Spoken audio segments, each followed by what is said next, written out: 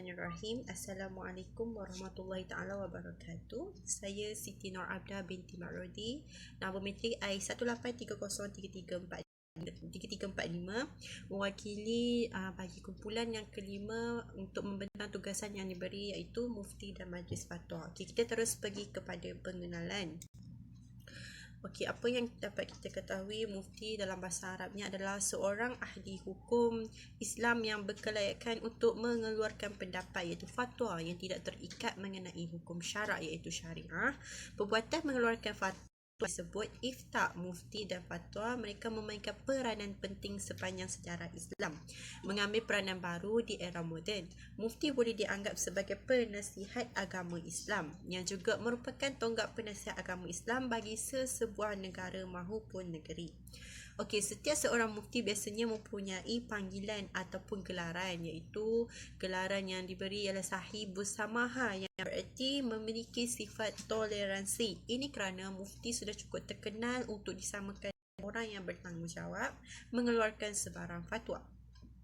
Semua fatwa yang dikeluarkan adalah bersandarkan kepada hukum Al-Quran, hadis Rasulullah, qiyas dan ijma' ulama'. Kes-kes yang melibatkan hubungan antara manusia, adat dan agama pada hari ini agak sukar untuk diselesaikan kerana kes-kes yang berbangkit hanya wujud pada zaman muktahir ini. Dan sudah tentunya setiap mufti perlu melakukan penilaian tepat dan bertoleransi kepada setiap hukum yang akan dikeluarkan mengikut persekitaran dan keadaan semasa. Mufti tentunya seorang yang terbukti pakar dan pernah belajar di universiti maupun di luar negara, serta amat mahir dalam bahasa Arab agar mudah dan mampu menterjemah, mentafsir Al-Quran dan hadis. Bagi perkataan fatwa pula, iaitu berasal daripada Arab juga, sudah tentu rujukan makna dan maksudnya dipetik daripada buku-buku bahasa Arab yang muktabar. Rujukan yang dilakukan oleh penulis mendapati bahawa perkataan fatwa disebut dalam 3 sebutan, iaitu fatwa, futia dan futwa, di mana jamaknya pula adalah fatawa dan al-fatawi, yang memberi maksud penjelasan tentang sebarang perkara oleh seseorang yang faqih. Faqih itu adalah seorang ahli fiqh lah. Penerangan berkenaan perkara yang mempunyai kemusykilan dan kesemaran tentang hukum oleh seorang faqih, memberi jawapan bagi suatu permasalahan oleh seseorang faqih. Asal sebutan ini adalah dari kalimah fata yang bermaksud pemuda yang sihat, cergas dan gagah.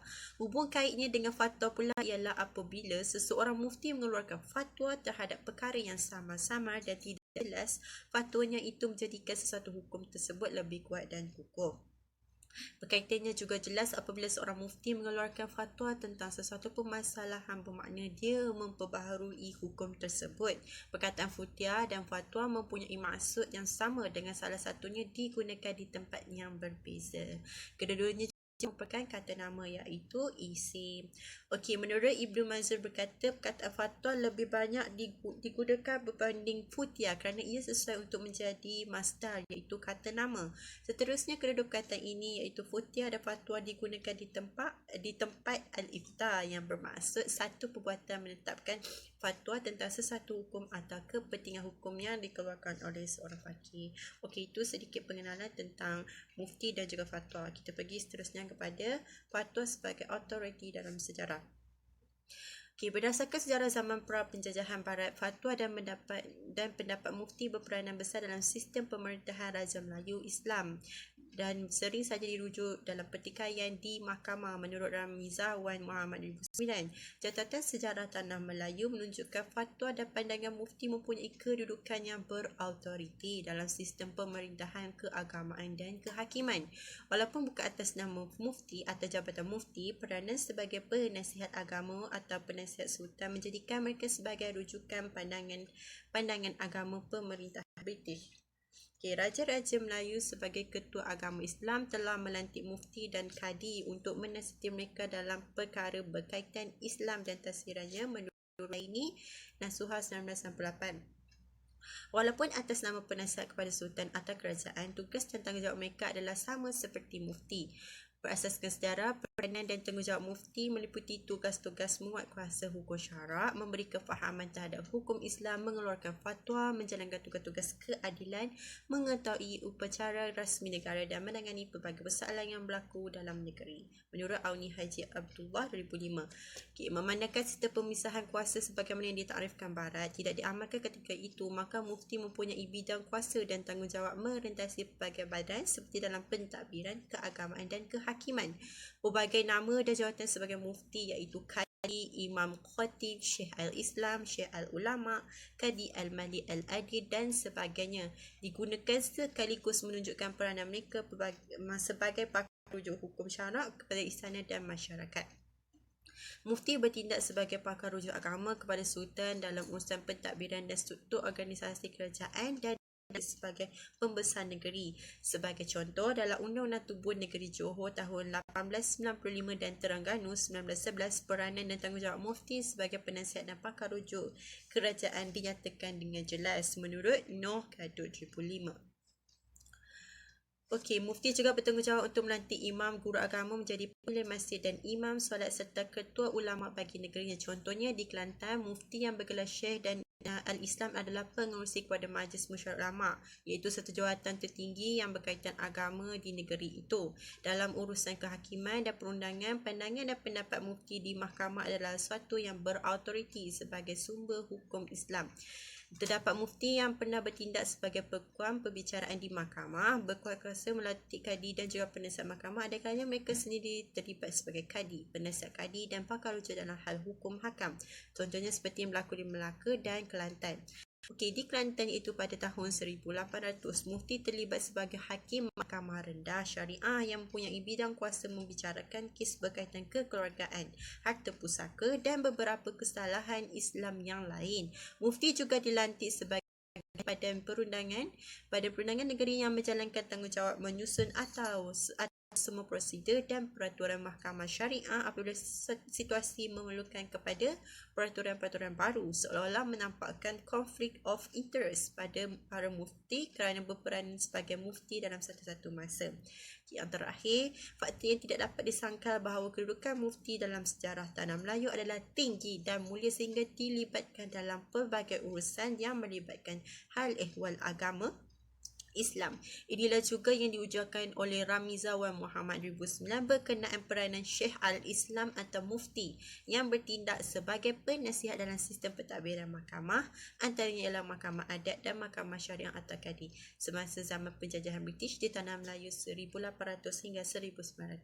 Jadi itu sikit sebanyak tentang pengenalan dan juga fatwa autoriti dalam sejarah ini. Kita pergi seterusnya kepada pembentang yang seterusnya lah. Sekian, terima kasih. Bismillahirrahmanirrahim. Assalamualaikum warahmatullahi wabarakatuh. Nama diberi Nur Zaimah binti Nisa.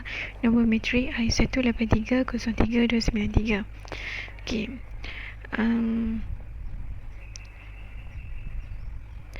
Isi yang seterusnya ialah mufti di Malaysia.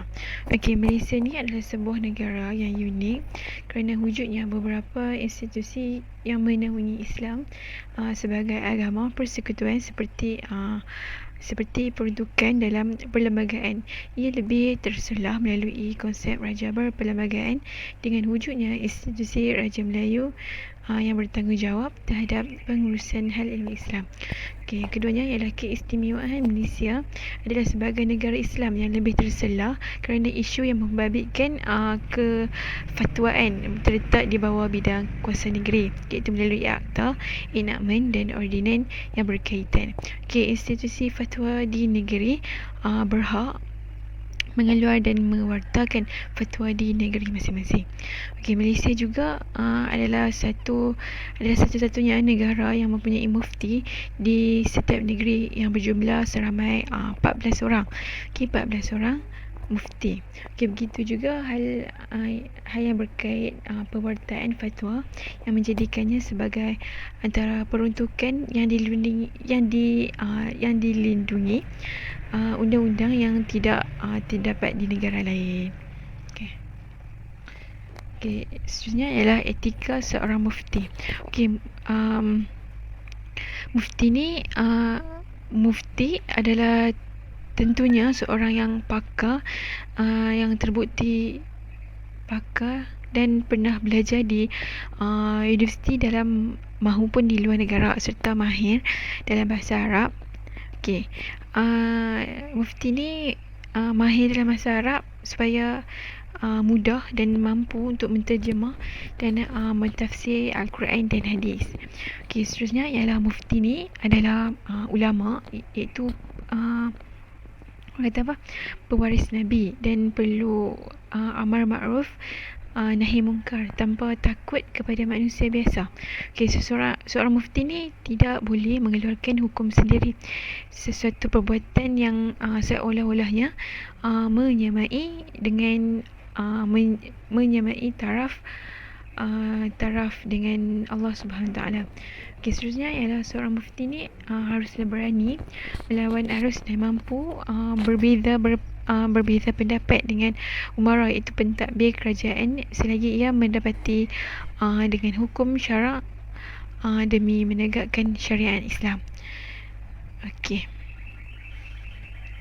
Seterusnya ialah mufti ni mestilah bijaksana, diplomasi dan bijak kompromi dan boleh mengawal situasi apabila berhujah maupun memberi dalil-dalil dan nas yang digunakan semasa berhujah, semasa berhadapan dengan tantangan masyarakat dan pemerintah sendiri.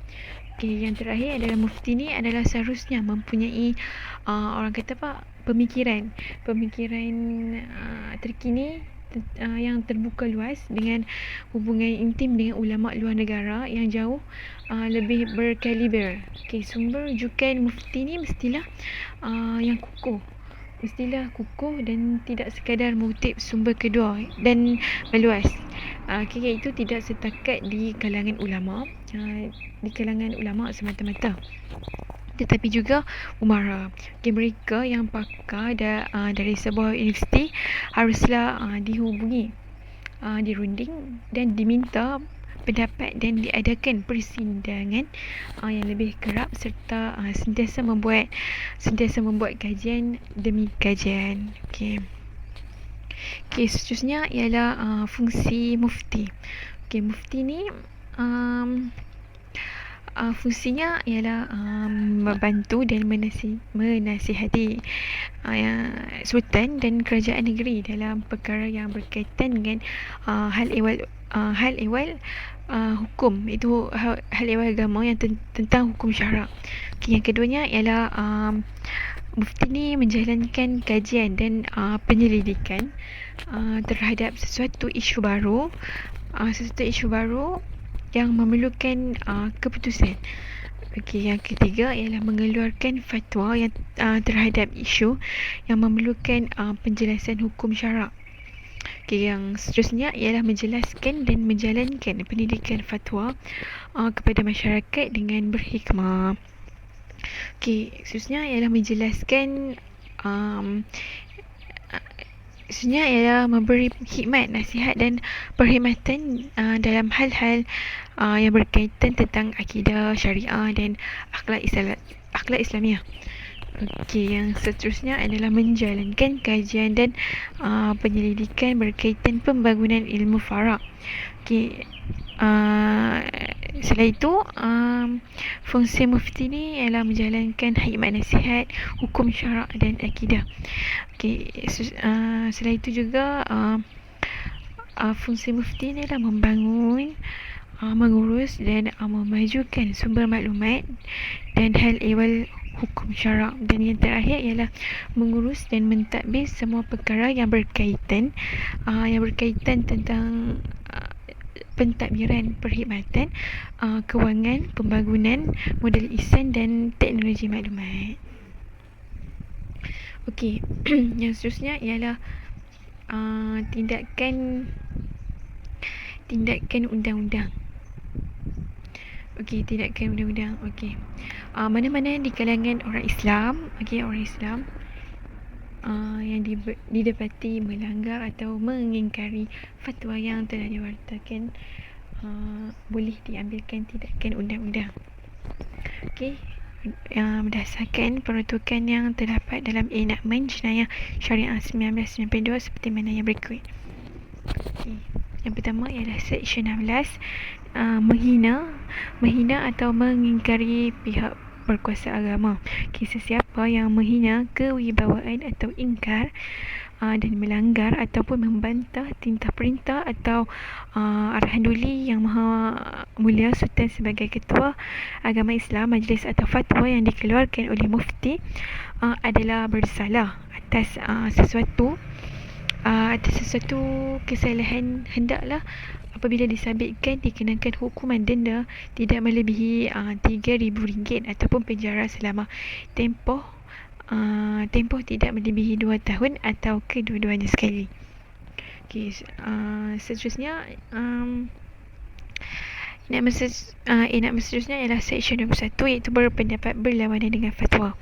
Okey, sesiapa yang mengembangkan satu penyebaran apa-apa pendapat berupa fatwa untuk diikuti oleh orang Islam yang mengenai apa-apa soalan ajaran Islam ataupun hukum syarak yang berlawanan dengan mana-mana fatwa yang dikeluarkan dengan sah oleh mufti adalah bersalah. Atas suatu kesalahan yang hendaklah apabila disabitkan dikenakan hukuman denda tidak melebihi RM3,000 ataupun penjara selama tempoh tidak melebihi 2 tahun atau kedua-duanya sekali. Dan pendapat itu jika bertulis hendaklah dirampas dan dimusnahkan sebagaimana yang diarahkan oleh mahkamah dan penerbitnya. Penjualannya dan pengedarannya hendaklah dilarang. Okey, sini secara umumnya kesemua peruntukan yang saya katakan tadi adalah bertumpu ke arah fatwa-fatwa yang diwartakan melalui warta kerajaan negeri. Okey, fatwa yang dikeluarkan oleh jabatan kuasa itu fatwa yang mempunyai dua kategori, iaitu fatwa yang diwartakan dan fatwa yang tidak diwartakan. Okey, manakala fatwa yang tidak diwartakan pula adalah dikenali sebagai keputusan mesyuarat ataupun irsyad hukum. Ia tidak mempunyai autoriti untuk dikuatkuasakan selain berupa penjelasan kepada pihak yang mengajukan permasalahan berkenaan sahaja. Okey. Bismillahirrahmanirrahim. Assalamualaikum warahmatullahi wabarakatuh. Saya Fatin Syamimi Syokina binti Ma'rusdi, nama matrik I193041128. Okey, seterusnya saya akan sambung tentang analisis fatwa berkaitan non-Muslim. Okey, seperti yang kita tahu, Islam merupakan agama yang lengkap dalam membahaskan setiap aspek yang berkaitan dengan keperluan dan kelakuan manusia bagi subjek hukum. Okey, perbahasan ini bukan sahaja berkaitan golongan Muslim semata-mata, bahkan turut mencakupi persoalan dan hubungan dengan golongan non-Muslim. Malaysia sebagai sebuah negara yang memiliki kepelbagaian bangsa dan agama turut mempamerkan interaksi meluas antara kedua-dua golongan ini, iaitu Muslim dan non-Muslim dalam kehidupan seharian. Maka sudah pasti wujudnya beberapa isu berkaitan mereka yang perlu kepada penetapan hukum daripada mereka yang berautoriti bagi memandu umat Islam supaya tidak melanggar batasan yang ditetapkan oleh syarak. Oleh itu, Majlis Fatwa Kebangsaan merupakan badan yang mempunyai autoriti tertinggi di peringkat nasional yang ditugaskan untuk mengkaji dan mengeluarkan panduan hukum berhubung segala isu yang berkaitan dengan umat Islam di Malaysia. Bagi seterusnya, fatwa. Apa itu fatwa? Okey, secara umumnya fatwa bermaksud suatu penjelasan mengenai masalah-masalah yang berkaitan hukum syarak, namun tidak dibincangkan secara terperinci dalam kitab-kitab fiqh serta pada kebiasaannya tidak bersifat mengikat. Hal ini bermakna fatwa pada dasarnya tidak mempunyai kuasa dari sudut perundangan di mana sebarang keingkaran kepada hukumnya tidak menjustifikasikan sebarang kesan. Meskipun wujud usaha untuk menjadikan perwartaan sesuatu fatwa itu mengikat sebarang keputusan mahkamah, namun secara amalan pentafsiran sesuatu undang-undang itu masih lagi terletak di tangan pihak mahkamah, menjadikan sesuatu fatwa itu kekal kedudukannya sebagai keterangan hukum semata-mata. Okey, iaitu penggunaan kalimah Allah. Muzakarah Jawatankuasa Fatwa Majlis Kebangsaan bagi Hal Ehwal Ugama Islam Malaysia kali ke-82 yang bersidang pada 5 hingga 7 Mei 2008 telah memutuskan bahawa lafaz Allah merupakan kalimah suci yang khusus bagi agama dan umat Islam dan ia tidak boleh digunakan atau disamakan dengan agama-agama bukan Islam yang lain. Oleh itu, adalah wajib bagi umat Islam untuk menjaga kehormatan dan kesucian kalimah ini dengan sebaik mungkin, di mana sekiranya jikalau contoh ada unsur-unsur penghinaan atau penyalahgunaan terhadap kalimah Allah ini, timbulnya penyalahgunaan terhadap kalimah ini, maka ia perlu disekat mengikut peruntukan undang-undang yang telah termaktub dalam Perlembagaan Persekutuan. Okey, tidakkah pihak pemerintah mengharamkan penggunaan ini dilihat lebih hampir kepada maksud dan objektif syarak. Begitu juga pendirian ini dilihat begitu selaras dengan peranan pemerintah dalam menjaga kemaslahatan umat Islam dari segala perkara yang boleh membawa kepada kekeliruan dan kecelaruan. Ini kerana di dalam isu kalimah Allah ini, antara masalah dakwah yang ingin dicapai, jika dibandingkan dengan mudarat kekeliruan yang boleh menimpa umat Islam, maka mudarat kekeliruan ini dilihat lebih utama dan penting untuk dihilangkan kerana isu ini berkait rapat dengan kepentingan umat Islam itu sendiri. Selain itu, penggunaan kalimah Allah dalam teks Bible berbahasa Melayu ini bukanlah merupakan keutamaan bagi para pengadut Kristian kerana teks bahasa Inggeris mereka telah sekian lama menggunakan perkataan God sebagai merujuk kepada Tuhan. Maka bantahan yang dikemukakan oleh umat Islam mempunyai asas yang kukuh di samping tiadanya bukti yang sahih lagi kukuh bagi mendukung dakwaan mereka bahawa kalimah Allah ini telah digunakan sejak sekian lama oleh pihak Kristian di Nusantara. Justeru, keputusan oleh kerajaan Malaysia ini juga boleh dilihat sebagai langkah pembendungan awal daripada berlakunya kekeliruan dalam kalangan umat Islam, iaitu berdasarkan kaedah usul fiqh iaitu Sidduz Zara'i, iaitu maksudnya menutup sebarang jalan dan ruang yang boleh membawa kepada kerosakan dan kekeliruan dalam kalangan umat Islam. Wallahu a'lam. Sekian, terima kasih. Bismillahirrahmanirrahim. Assalamualaikum warahmatullahi wabarakatuh. Nama saya Nur Suwaibah binti Amran, nombor matrik I19304-273. Okey, hari ini saya ingin bercakap tentang non-Muslim memasuki masjid. Malaysia sebagai negara yang berbilang agama memperlihatkan semangat toleransi yang tinggi antara masyarakatnya. Masjid sebagai pusat ibadah utama umat Islam sering menerima kunjungan daripada golongan penganut bukan Islam, sama ada bagi tujuan yang diharuskan Islam. Oleh itu, Muzakarah Jawatan Kuasa Fatwa Majlis Kebangsaan bagi Hal Ehwal Ugama Islam Malaysia kali ke-90 yang bersidang pada 1 Mac 2010 telah memutuskan bahawa pelancong bukan Islam diharuskan memasuki masjid dan ke bahagian ruang solat dengan syarat mendapat keizinan pihak pengurusan masjid, dan perlakuan serta tingkah laku mereka hendaklah tidak mencemarkan kesucian masjid dan sentiasa terkawal dan beradab. Walau bagaimanapun, perbuatan berdoa dan bertakafur oleh pelancong bukan Islam mengikut cara agama mereka dalam keadaan boleh menimbulkan fitnah adalah dilarang. Umat Islam sememangnya memiliki sensitif yang tinggi berkaitan urusan ibadat serta segala aspek yang berkaitan dengannya, termasuklah masjid sebagai pusat perjalanan ibadah yang utama. Sebahagian ulama mengharamkan secara mutlak bagi non-Muslim yang ingin memasuki mana-mana masjid bersandarkan kepada dalil larangan bagi golongan kafir memasuki Masjid Al-Haram. serta larangan menghampiri masjid bagi mereka yang berada dalam keadaan junub. Sebahagian yang lain pula mengharuskan dengan syarat perlu mendapat keizinan daripada pengurusan masjid terlebih dahulu. Maka, pandangan yang mengharuskan menurut pemerhatian penulis dilihat lebih meraikan realiti semasa di Malaysia sebagaimana tindakan Rasulullah SAW mengikat seorang lelaki musyrik bernama Tumamah bin Utal dari kabilah Bani Hanifah di tiang Masjid Nabawi bagi memperlihatkan amalan dan cara hidup orang Islam. Tindakan ini akhirnya membuka hati beliau untuk memeluk Islam setelah terpesona dengan akhlak dan perilaku umat Islam.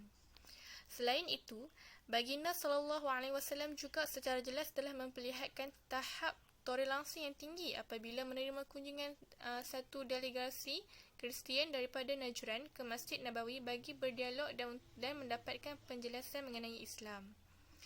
Dan bantuan yang selayaknya telah diberikan kepada pihak delegasi ini sehinggalah mereka meninggalkan masjid tersebut. Maka, hal ini sudah cukup menjadi hujah mewajarkan keharusan bagi golongan non-Muslim untuk menziarahi dan memasuki kawasan masjid.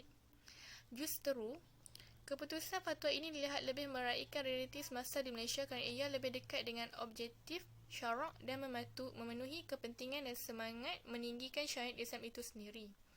Menjadi harapan agar keindahan ajaran Islam mampu diterjemahkan kepada golongan non-Muslim yang hadir ke masjid dengan memperlihatkan sendiri tata cara hidup umat Islam serta mampu merungkaikan segala kekeliruan dan salah faham yang melingkari mereka selama ini.